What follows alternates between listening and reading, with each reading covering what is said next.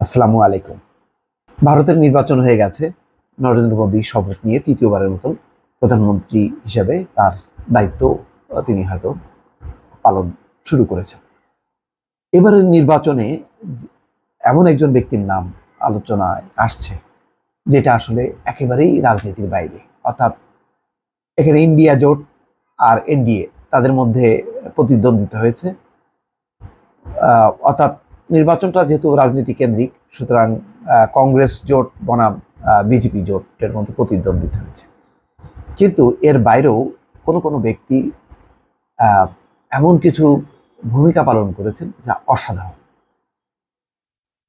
সেই আলোচনায় এসছে একজন ইউটিউবার, তার নাম হচ্ছে ধ্রুব রাঠি। এর আগেও দর্শক ভিডিও করেছি এবং বিভিন্ন চ্যানেলও কিন্তু তাকে নিয়ে আলোচনায় এসছে। বলা হচ্ছে যে এবার মোদির যেই নড়বড়ে অবস্থা করার ক্ষেত্রে ধ্রুব রাঠির একটা অসাধারণ ভূমিকা রয়েছে।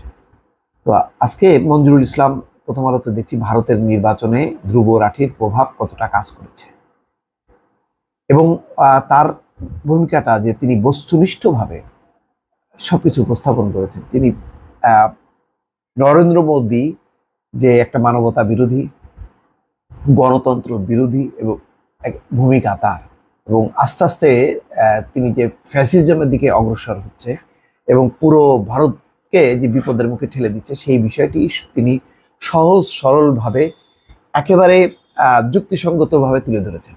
একেবারে তথ্যভিত্তিক তার আলোচনা ছিল। তার আলোচনায় এমন না যে তিনি সেই আলোচনা করতে যে কংগ্রেস জোটকে সমর্থন করছেন, তা না। তিনি ভারতের সংবিধান, ধর্মনিরপেক্ষতা, গণতন্ত্র, মানবাধিকার, অর্থাৎ বিচার বিভাগের স্বাধীনতা, রাজনৈতিক অধিকার, মানুষের মত প্রকাশের অধিকার, এই বিষয়গুলির পক্ষে তিনি কথা বলেছেন এবং কাউকে গালাগালি করেননি। পরিশীলিত ভাষায় চমৎকারভাবে উপস্থাপন করেছেন। তিনি একের পর এক যখন কি ভিডিও করছিলেন নির্বাচনের সময়, ওই ভিডিওগুলি কিন্তু লক্ষ লক্ষ বলবো না, কোটি কোটি ভারতীয় দেখেছে এবং তাদের চিন্তার মধ্যে একটা পরিবর্তন হয়েছে। এবং ধ্রুব রাঠি এমন সময় এই কাজটি করেছেন যখন কি মূলধারার গণমাধ্যমগুলো সবাই বলতে গেলে বিজেপির পক্ষে তারা আদা জল খেয়ে মাঠে নেমেছে, বা গত 15 বছর ধরে তারা এই কাজটি করছিল। এবং এদেরকে বলা হয় যে গদি মিডিয়া, অর্থাৎ মানে মোদির পক্ষে এরা গদি মিডিয়া নামে তারা হচ্ছে পরিচিত। তো মানে এটা হচ্ছে সমালোচনা, যে মূলধারার গণমাধ্যমগুলো যখন সব নরেন্দ্র মোদীকে নানাভাবে চিত্রিত করছে, তার এক ধরনের ঐশ্বরিক ক্ষমতা আছে, তার এক ধরনের জাদু আছে, তার একটা এমনভাবে চরিত্রকে উপস্থাপন করছে যে সে মানুষের ঊর্ধ্বে একটা অতিমানব কেউ। সেই সময় ধ্রুব রাঠি কিন্তু আসল চরিত্রটা উন্মোচন করেছেন ধ্রুব রাঠি। তো ধ্রুব রাঠি এখানে বলা হচ্ছে যে সে অনেকদিন থেকেই ভিডিও করছিল এবং 2016 সালে প্রথমবারের মতো ইউটিউবে রাজনীতি নিয়ে তার ভিডিও আপলোড করেছিলেন। এর আগে তিনি শিক্ষা বা ভ্রমণ, অন্যান্য বিষয়ে তার প্রচুর ভিডিও আছে। কিন্তু মোদীর নেতৃত্বাধীন বিজেপি সরকার কিভাবে বিরোধীদের দমন পীড়ন করছে, গণতন্ত্রকে ধ্বংস করে স্বৈরতন্ত্র কায়েমের দিকে এগিয়ে যাচ্ছে, ভিডিওতে তিনি সেটার ব্যাখ্যা বিশ্লেষণ করেন। এরপর পুরো নির্বাচনের সময় জুড়ে 19 এপ্রিল থেকে 1 জুন ধ্রুব রাঠি একের পর এক বিস্ফোরক ভিডিও নিয়ে দর্শকদের সামনে হাজির হন। এগুলোর মধ্যে কয়েকটা উল্লেখযোগ্য হলো অরবিন্দ কেজরিওয়াল জেইলড, তারপরে আছে dictatorship confirmed, how millions of Indians were brain washed, reality of মেরা Abdul, the Hindu Muslim brain wash agenda, reality of Narendra Modi, how Indians were fooled, এবং the Narendra Modi files a dictator mentality. ইউটিউবে এসব ভিডিও এখন পর্যন্ত ভিউ হয়েছে 1.5 কোটি থেকে প্রায় 2.5 কোটি বার। দর্শক চিন্তা করেন, ভিডিওগুলোর মাধ্যমে হিন্দুত্ববাদের নামে বিজেপির বিভাজনের রাজনীতির বিষয়টি কোটি কোটি মানুষের কাছে উন্মোচন করেন ধ্রুব রাঠি। বিজেপির আইটি সেল ও হোয়াটসঅ্যাপ গ্রুপ কিভাবে পরিকল্পিত উপায়ে মোদিকে নিয়ে মিথ তৈরি করেছে সেটাও তুলে ধরেন তিনি। এর ফলে মূলধারার সংবাদ মাধ্যমে বিজেপি ও মোদিকে নিয়ে যে ধরনের ন্যারেটিভ চালু ছিল তা দারুণভাবে চ্যালেঞ্জের মুখে পড়ে। বিজেপি ও মোদির কর্মকাণ্ডের বিরুদ্ধে সামাজিক যোগাযোগ মাধ্যমে কয়েক বছর ধরে আরো অনেকেই সক্রিয় রয়েছেন, কিন্তু ধ্রুব রাঠি এত দ্রুত কিভাবে মানুষের মনোযোগ আকর্ষণ করতে পারলেন এবং জনপ্রিয় হলেন, এক্ষেত্রে তার কিছু বৈশিষ্ট্যের কথা বলা যেতে পারে। ধ্রুব রাঠি ভিডিওতে খুব সহজ সরল ভাষায় তার বক্তব্য তুলে ধরেন। আপাত দৃষ্টিতে কঠিন বিষয়গুলোও তিনি সাধারণের বোধগম্য করে উপস্থাপন করেন। এর ফলে কিশোর থেকে শুরু করে বয়স্ক, প্রবীণ, উচ্চশিক্ষিত, স্বল্প শিক্ষিত, শহর থেকে গ্রামের বাসিন্দা সব শ্রেণীর মানুষ যারা ইউটিউব দেখেন তাদের কাছে ধ্রুব রাঠি তার বার্তা কম বেশি পৌঁছে দিতে পেরেছেন।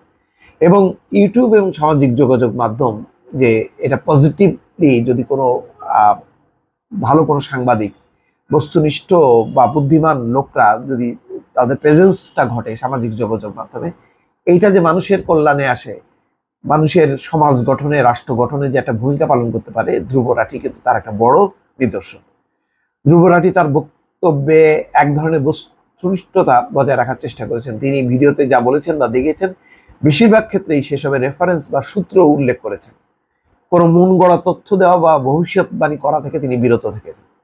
এর ফলে মোদি ভক্তরা যুক্তি দিয়ে তার বক্তব্যকে মোকাবেলা করতে ব্যর্থ হয়েছেন। মোদির তীব্র সমালোচনা করলেও ধ্রুব রাঠির ভাষা যেমন ছিল সহজ সরল, তেমনি পরিশীলিত। গালিগালাজ করা বা পাল্টা ঘৃণা বিদ্বেষ ছড়ানোর কোনো চেষ্টা বা প্রবণতা তার মধ্যে লক্ষ্য করা যায়নি। এটা তার একটা ইতিবাচক ভাবমূর্তি তৈরি করেছে। মোদি ও বিজেপির সমালোচনা করলেও ধ্রুব রাঠির বক্তব্যে অন্য কোনো দলের প্রতি পক্ষপাত দেখানো হয়নি। দেশের সংবিধান, গণতন্ত্র রক্ষা করতে এবং স্বৈরতন্ত্র ঠেকাতে চান, বারবার তিনি এই কথাই বলেছেন। অর্থাৎ তিনি বলছেন তিনি গণতন্ত্রের পক্ষে, স্বৈরতন্ত্রের বিপক্ষে। এমন অবস্থানের কারণে তাকে বিজেপি বিরোধী কোনো দলের সমর্থক বা পক্ষপাত দুষ্ট বলে চিহ্নিত করা যায়নি। যে ধ্রুব রাঠি কংগ্রেস করে এইটা তাকে চিহ্নিত করা যায়নি, কারণ কংগ্রেস বা অন্য কে কি করলো না করলো সেটা তিনি বলেননি। তিনি তার যুক্তি দিয়ে, অর্থাৎ মোদির যে সমস্ত কর্মকাণ্ডগুলো, অনিয়ম, অত্যাচার, অনাচার এবং যে দর্শন, সেই দর্শনটাকে তিনি খণ্ডন করেছেন যুক্তি দিয়ে। ধ্রুব রাঠি তার ভিডিওগুলো স্পষ্টভাবে বলেছেন যে বিজেপির বদলে যদি অন্য কোনো দল ক্ষমতায় আসে এবং সেই দলও যদি গণতন্ত্রকে ধ্বংস করার চেষ্টা করে, তাহলে তিনি তাদের বিরুদ্ধেও সমানভাবে সোচ্চার হবেন। এই বক্তব্যে গণতন্ত্রের প্রতি তার অঙ্গীকার প্রকাশ পেয়েছে এবং দেশে বিদেশে তার গ্রহণযোগ্যতা তৈরি হয়েছে। এত কিছুর পরও ধ্রুব রাঠি একাই মোদি ম্যাজিক ঠেকিয়ে দিয়েছেন, এই কথা বলা বাড়াবাড়ি হবে। তিনি নিজেও সেটা দাবি করেননি।